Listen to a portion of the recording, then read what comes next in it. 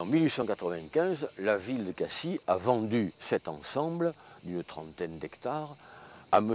Bourde, un industriel marseillais. Et celui-ci l'a revendu en 1896 à la société Solvay. La société Solvay exploitait le calcaire, lequel était exporté à Port-Saint-Louis-du-Rhône pour la fabrication de la soude.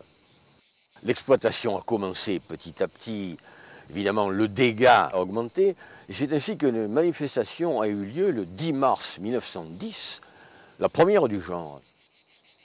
Il y a eu 63 associations, un chiffre qui nous paraît fabuleux.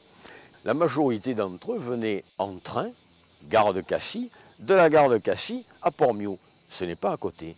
Et d'autres même, on le lit dans le journal de l'époque, venaient à pied de Marseille, tout simplement, pour attirer l'attention des autorités sur la nécessité de protéger ce site.